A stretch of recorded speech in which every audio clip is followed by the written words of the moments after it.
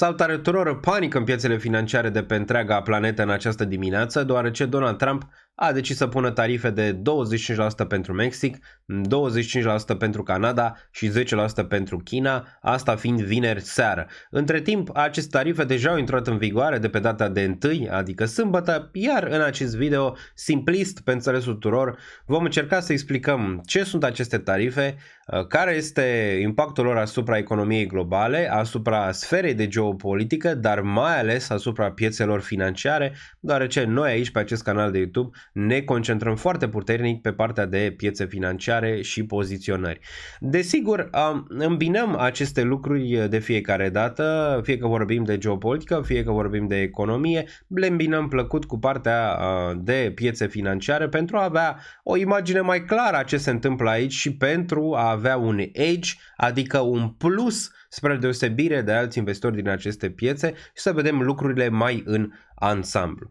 Numele meu este Daniel Niță, fac asta de peste 8 ani de zile, piețe financiare, partea de economie, partea de geopolitică și sper eu că acest video să vă ajute foarte, foarte puternic în a înțelege impactul acestor tarife pentru tine, pentru mine, dar mai ales pentru piețele financiare. Dacă îți place ce vezi aici, desigur poți apăsa butonul de like după ce vizionezi acest video, dacă crezi că ai rămas cu informații foarte, foarte bune după. Butonul de subscribe este foarte important și clopoțelul, deoarece în săptămâna asta este foarte importantă.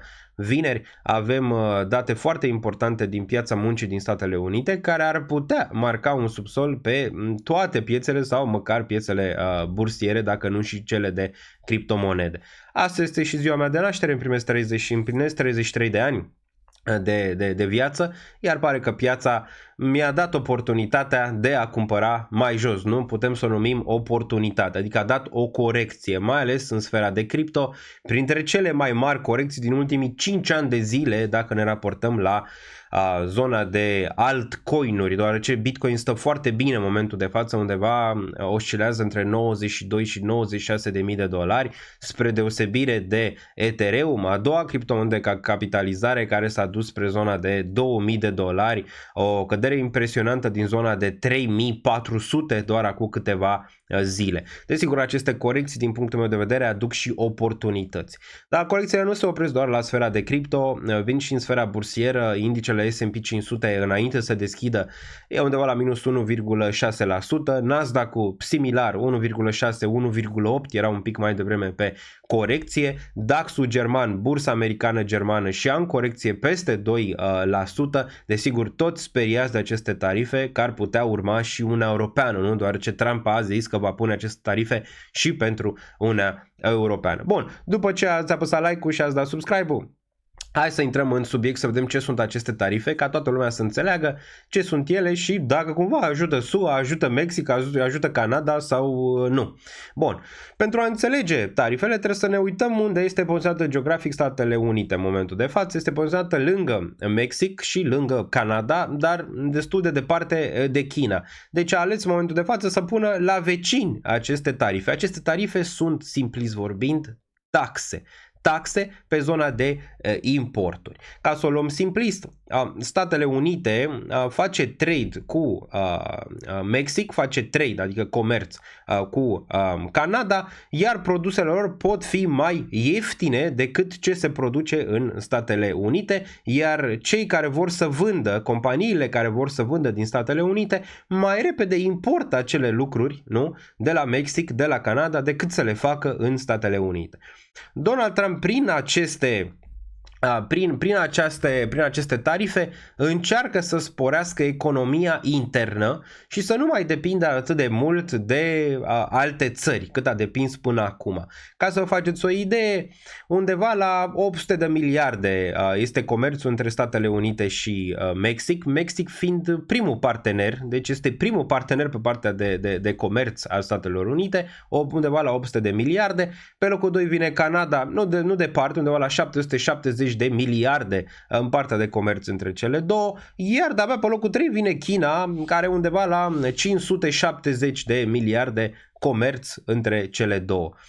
Foarte important de menționat că aceste tarife vor afecta foarte mult Canada și Mexic, deoarece 80% ei importă din ce produc ei, 80% exportă către Statele Unite, la fel și Mexic. Deci cele două, din punctul meu de vedere, vor suferi foarte puternic după aceste tarife pe care Trump le-a pus și probabil vor intra în recesiune.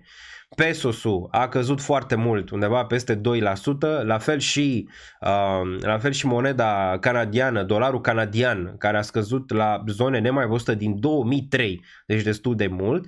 Asta îți arată că este o panică destul de mare pe aceste tarife. Acum, aceste tarife ajută sau nu economia Statelor Unite? Răspunsul este și da și nu, dar mai mult pe termen scurt nu, deoarece hai să vă zic cum merge treaba pe aceste tarife. Tu ești compania americană în momentul de față și vrei să importi avocado de la mexican, deoarece tu la tine n-ai în țară avocado, n-ai clima, n-ai toate cele sau ai foarte puțin. Iar cererea din consumatorului american este mai mare și tu vrei să importi acel avocado. E bine, tu îl importi cu $1, să zicem, per avocado, adică tu cumperi din Mexic, că nu vrei la tine. De ce dacă Mexic este atât de ieftin, de ce să-l produci la tine mai scump? Nu are niciun fel de sens. Și îl iei din Mexic. Ei bine, tu din Mexic tot cu $1 o să-l iei, nu? Corect, dar odată ce ajunge în Statele Unite, el va fi taxat cu 25%. Ok? 25%. Acei 25% cine îi plătește? Păi compania americană. Unde îi plătește? Îi plătește la bugetul de stat. Asta desigur va reflecta că compania desigur nu vrea să piardă bani cea americană în prețuri mai mari sau în importuri mai puține, că asta e problema pentru Mexic, deoarece e posibil ca aceste importuri să scadă, iar companiile americane să zică ok, știi ceva, mai bine plantăm noi în California, în zona aia, mai bine plantăm noi avocado decât să luăm de la voi, deoarece nu mai are sens în momentul de față să mai facem asta, deoarece nu se mai cumpără. Da? Bun, deci asta e în mare parte. În final, cel afectat este cel care cumpără, adică eu și tu. Acum, noi nu stăm în Statele Unite, dar noi vom fi afectați și noi în caz că Trump pune acele tarife, desigur, pentru Uniunea Europeană și o să discutăm imediat. Desigur, o să discutăm ce pot face aceste țări pentru a contraataca aceste tarife pe care Trump le face în momentul de față. Ok, bun. Deci Trump, făcând asta, el încearcă să sporească economia internă. Desigur, mai e și chestia cu drogurile, că intră foarte mult fentanil din Canada, intră foarte mult din Mexic și nu mai vor asta, nu mai vor droguri în țara lor, vor să scape și de partea de droguri, dar mi se pare doar așa un pretext pentru a pune de fapt aceste tarife și a arăta putere. Statele Unite vrea să arate putere în momentul de față și vrea că toată lumea să vină să pupe mâna la sultan, desigur sultanul fiind Donald Trump, dar pare că momentan nu este chiar așa, deoarece și Canada a pus undeva tarife, cred că de 25% pe bunuri și servicii din Statele Unite, undeva la 103 miliarde, ok? Ceea ce înseamnă că nici pentru ei nu va fi grozav, nici pentru Statele Unite. Bun, deci în final, cel care cumpără, consumatorul, acolo se va duce. Asta desigur se va duce și în partea de inflație, nu? Mai devreme sau mai târziu. Dacă te gândești cât de mașini vechi și mașini noi importă Statele Unite din Mexic foarte mult. Dacă te uiți la petrol, a zis că prețul petrolului a urcat foarte, foarte puternic, deoarece tarifele vin și pe partea de petrol. Iau foarte mult petrol americanii și de la canadieni foarte mult petrol, dar și de la mexicani foarte mult petrol, mai mult decât la OPEC, ca să înțelegeți asta. Acum, până când vor da ei din nou drumul la drill, baby drill, adică să scoată din nou petrol de la ei din țară din America, va dura ceva, ok? Bun. La ce duce asta? Duce la o inflație un pic mai ridicată. Acum e discutabil, deoarece Trump ce vrea să facă? Vrea să ia aceste taxe și apoi vrea să ia taxele astea, da, pe tarife, că de fapt sunt taxe, vrea să ia tarifele astea, vrea să le pună la bugetul de stat și apoi vrea să scadă taxele la corporații și sperăm poate și la oamenii din Statele Unite, nu? Că pentru ei ar trebui să fie bine, ceea ce nu o să fie bine. Vrea să scadă cu banii ăia, cu surplusul ăla pe care îl face, vrea să scadă cumva taxele, ok? Dar ce se va întâmpla? Cel mai probabil inflația va crește. Asta e destul de clar, nu exagera, depinde foarte mult cât va ține aceste tarife și acest război al tarifelor pe care îl vedem în momentul de față. Eu aproximez că nu o să țină prea mult, deoarece vor ajunge la o înțelegere acolo și le vor diminua sau vor pune doar pe anumite bunuri și tot așa, adică nu cred că poate să țină, nu e benefic nici pentru Statele Unite, nici pentru vecini, adică dărâmi economia.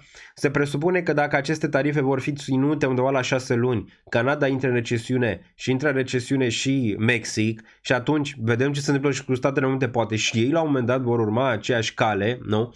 Dolarul urcă, ok, dolarul urcă foarte puternic, asta va fi o problemă, e undeva la 109 DXY în momentul de față, indicele dolarului pentru cei care sunt mai noi aici urcă și asta e o problemă pentru Trump. Acum, mulți ar teoria că el încearcă să facă deal-uri bune cu dolarul puternic și apoi ar vrea să crasheze dolarul, adică ar vrea să scadă dolarul, ok, peste noapte. Ceea ce ar putea fi o teorie, dar trebuie să o vedem în practică cum se duce. Deci primul impact, dolarul urcă, nu, asta e destul de clar. Al doilea lucru, avem petrolul care urcă, odată ce petrolul urcă și inflația și mai e o chestie, urcă și șomajul, ok? Se presupune, analiștii au făcut anumite prognoze pe ce s-ar întâmpla dacă ar ține 3 luni de zile. Economia americană ar pierde undeva la 338.000 de locuri de muncă. Asta ar însemna un șomaj mai ridicat. Din toate povestea asta, desigur, ar putea veni un crash pe piețele financiare pe care îl vedem în momentul de față și dobânzi mai scăzute. Asta ar fi partea bună, pe partea de dobânzi, ok? Un pic mai scăzute, deoarece Jerome Powell a zis că nu taie momentan. Ei bine, din tot ce vedem acum în momentul de față, destul de greu ca în martie să nu taie, mai ales dacă piețele continuă să cadă destul de agresiv. Acum, va lăsa piețele să cadă Donald Trump? Probabil nu, pentru că el vrea o economie foarte puternică, vrea piețele foarte puternice, a zis că vrea inflația scăzută. Acum vedem cum o face cu inflația, ce face? Amenință pe ea să nu crească prețul, nu? Adică compania americană, ce face? Nu crește prețul? Și atunci ce face? Cum mai face profit? Cum mai face bani? Sunt suficiente tăierile de taxe pe care o să le facă Trump pentru ca acele companii să nu crească prețurile? Din punctul meu de vedere, nu. Deoarece nu așa merge o economie. Donald Trump privește mai mult lucrurile la nivel de business, ceea ce țara e un business, dar nu e doar un business, trebuie să-l privești ca un business, să zicem, extern, overall, și orice chestie micuță pe care o faci poate să aibă un impact foarte negativ asupra ta, ok? Bun, deci am înțeles toată lumea ce sunt aceste tarife. Sunt tarife, de obicei ele sunt puse pentru că fie produsele din anumite țări sunt mai ieftine și nu vrei să-ți distrugi economia internă, fie pentru a aduce bani mai mulți la buget, ceea ce încearcă în momentul de față Trump să facă, și a distruge anumite economii, având în vedere că are dolarul World Reserve Currency, adică toată lumea vrea dolarul în momentul de față. Da? Deci astea sunt tarife. Sunt o taxare a importurilor pe care le fac companiile americane. Asta ar duce desigur la mai puține importuri și la un avânt mai mare economic intern, dar care ar putea dura destul de mult. Adică nu cred eu că ar putea ei imediat să facă mai multe fabrici de mașini, să facă avocado, să facă petrol imediat, să facă toate astea, foarte greu. Pe termen lung poate ar fi ceva bun pentru economia internă a Statelor Unite, dar și asta e discutabil, deoarece nu poți să ai toate resursele de pe planetă și totdeauna trebuie să te înțelegi cu vecinul, nu? Asta e important. Momentan pare că Trump se ceartă și cu China, nu? Cum se certa dinainte, dar mai ales se ceartă cu Mexic și cu Canada. A zis Canada să fie al 51-lea stat. Asta nu se va întâmpla cel mai probabil, adică canadienii nu sunt genul ăla de persoane care să-și dea țara lui Donald Trump. Mexicanii și ei au zis că nu e ok ce se întâmplă, iar Canada deja a luat anumite măsuri. Acum ce ar putea face? Deja China s-a dus la anumită organizație a trade-ului, a comerțului, și a zis că această practică nu este una bună, adică nu este una legală. Acum vedem ce se întâmplă, încă că o să dea Trump 2 lei pe ce zice acea agenție. Asta e o chestie pe care o pot face țările. A doua chestie e să facă alianțe între ele interne și să dea bypass la Statele Unite. O să fie greu, după cum am mai zis, pentru că dacă o vezi, exportul 80% către Statele Unite și Canada și impactul și Mexic, impactul principal o să fie unul destul de mare, ok? O să fie unul destul de mare. Bun, pentru ele și probabil recesiuni și toate cele. Mergem și la partea piețe financiare, imediat discutăm și despre asta și care ar putea fi impactul acela, dar ce ar mai putea face? Am zis alianțe. Canada ar putea face o alianță, de exemplu, nu știu, cu Marea Britanie, oricum ei fac parte din Commonwealth, nu? Dacă știți, din acel regat mare britanic. Canadieni, ce ar putea să facă mai mult comerț cu Marea Britanie sau cu Uniunea Europeană. Din punctul meu de vedere, acolo, Uniunea Europeană și toate țările astea care sunt taxate în momentul de față, ar trebui să facă alianțe între ele și cumva să-i arate Statele Unite că sunt mai puternice decât a crezut Trump inițial, ok? O Canada în Europeană, din punctul meu de vedere, n-ar fi exclus. Mexicul, nu știu dacă s-ar putea gândi, pentru că Mexicul e foarte mică. N-are niciun fel de putere, adică nu știu, dacă ar lua decizii de genul ăsta, îl spulberea Trump și l-ar mai pune și alte multe tarife și ar muri ea de foame. Dar Canada ar putea, zice, ar avea toate pârghile pentru a arăta degetul mijlociu celor din Statele Unite și totuși a stat drepți în fața lor. Trebuie și noi ca europeni și canadienii să stăm drepți în fața lui Trump, adică nu putem să venim să-i pupăm degetul, să facem ce vrea el și totuși trebuie să ne restructurăm și noi în Europeană, doar ce urmează și în Europeană. Impactul va fi destul de nasol și pentru Uniunea Europeană când va pune Trump tarife. Va pune, acum mai vedem cât va pune, 25, 50, rămâne de văzut. La fel, inflația probabil va urca foarte mult și în Uniunea Europeană, asta destul de clar va veni mai mult decât în SUA, adică SUA în continuare nu văd o urcare a inflației peste zona de 4% și în final văd deflație, deoarece n-ai cum să ții zona asta tehnologică sub apă prea mult timp, dar aici în Europa avem nevoie de o restructurare puternică, să ne întoarcem la rădăcini, să zicem așa, să înțelegem cultura acestui continent, să înțelegem trecutul acestui continent și să ieșim din zona asta neagră în care se află momentan Europa și desigur Uniunea Europeană. Trebuie să o extindem, trebuie să facem parteneri mai buni, dar trebuie să facem un pic lucrurile diferit pe cât le-am făcut până acum, la nivel de taxare, la nivel de a implementa anumite lucruri care n-au niciun fel de sens, mai ales la nivel de legi, prea multe legi, adică n-ai cum să creezi ceva aici în Europeană, deoarece te lovești de legi peste tot, da? Deci trebuie să scăpăm de partea asta pentru ca Uniunea Europeană un pic să crească mai bine. Ați văzut deja că multe bănci americane și inclusiv BlackRock a zis că poate e momentul să investim în Europeană și în Europa. Da, aici în momentul de față pare că este zona de oportunitate în continuare, deoarece Statele Unite trec printr-o zonă un pic foarte volatilă, foarte volatilă în momentul de față, iar nu mai suntem în trecut în care Statele Unite să conducă tot, asta e destul de clar. Lumea nu mai e doar o singură țară unipolară și acum suntem într-o zonă multipolară, okay? Iar asta va continua, că îi place lui Trump, că nu îi place lui Trump, asta va continua, da? Bun. Deci ce pot face țările celelalte? Asta pot face acea plângere pe care a făcut-o și China la Organizația Comerțului. Desigur, mai pot face alianțe între ele, dar la început va fi greu. Ați văzut că multe currency-uri au picat, multe monede locale au picat și asta va continua în următorii ani. Ne-a zis deja Larry Fink, dacă uitați la Larry Fink, CEO-ul de la BlackRock, ne-a zis că e posibil acest Bitcoin, că vorbea de Bitcoin, să fie o gură de aer în momentul în care aceste monede planetare au corecții foarte puternice, ok? Și cad din cauza acestui război care ar putea veni pe partea de comerț. Pare că suntem acolo. Destul de bullish pentru Bitcoin, chiar dacă poate nu vezi asta, dar destul de bullish, chiar dacă el pică în momentul de față, dar și pe celelalte criptomonede de utilitate. Ethereum acumulez foarte puternic în continuare și multe alte monede de utilitate cred că își vor reveni foarte puternic. De ce? Păi, erau 3 teorii prin care Trump îl putea face pe Jerome Powell să ducă dobânda în jos. Prima teorie era să ducă inflația în jos, ceea ce nu mai poți să facă în momentul de față, momentan pe termen scurt, poate să facă bine pe termen median, adică inflația consider că o să pice în continuare anul ăsta, adică o să ducă probabil spre zona de 2,3-2,2, iar core CPI o să pice și el, dar în prima fază e probabil să ai un bounce parte de inflație. Asta înseamnă că Jerome Powell nu o să taie, nu?